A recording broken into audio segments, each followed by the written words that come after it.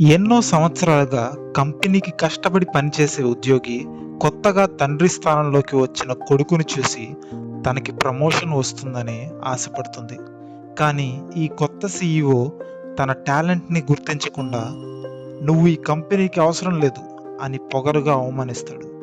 అంతేకాకుండా client meeting కోసం అందరూ ఫ్లైట్లో వెళ్తుంటే తను చేసిన పాత వీడియోస్ని చూసి అందరూ నవ్వుకుంటారు.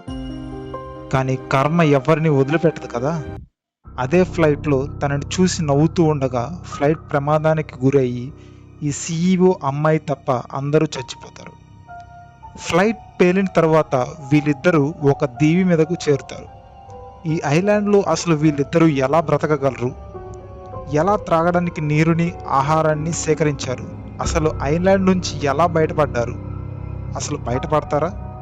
ఇవన్నీ తెలుసుకోవాలంటే మీరు ఈ సినిమా ఖచ్చితంగా చూసేయాల్సిందే. ఈ సినిమా పేరే సెండ్ హెల్ప్. ఫ్యామిలీతో చూడొచ్చా మిత్రమా అంటే అడల్ట్ కంటెంట్ ఏమీ ఉండదు, కానీ బ్లడ్ బ్లీడింగ్ సీన్స్ ఎక్కువ ఉంటాయి. ఓకే అనుకుంటే చూడొచ్చు. అయితే ఈ సినిమా మొత్తం డ్యూరేషన్ 1 అవర్ 46 మినిట్స్ ఉంటుంది. నెగెటివ్స్ విషయానికి వచ్చేసి ఫస్ట్ 15 మినిట్స్ కొంచెం లాగ్ ఉంటుంది. మరియు ఈ మూవీ ఇంగ్లీష్‌లోనే అవైలబుల్ ఉంటుంది. సో, మెయిన్ ప్లాట్ నేను చెప్పేసా కాబట్టి ఈజీగా చూడొచ్చు.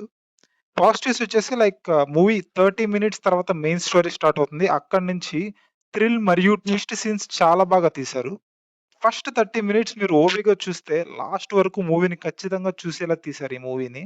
ఈ మూవీ ఎండింగ్ కూడా చాలా అన్‌ఎక్స్‌పెక్టెడ్‌గా ఉంటుంది. అస్సలు మిస్ అవ్వకండి. సరే మిత్రమా, అంతా బాగా చెప్పారు. ఈ మూవీని ఓటీటీలో చూడాలంటే నా దగ్గర సబ్స్క్రిప్షన్ లేదు అని మీరు బాధపడకండి. ఎందుకంటే ఈ ఫుల్ మూవీని హెచ్‌డీలో ఫ్రీగా చూడాలనుకుంటే లింక్ కమెంట్‌లో పెట్టాను. డైలీ డయలాగే చూసేయండి. ఇక నేనైతే ఈ మూవీకి 4 ఔట్ ఆఫ్ 5 థ్రిల్ పాయింట్స్ ఇస్తాను.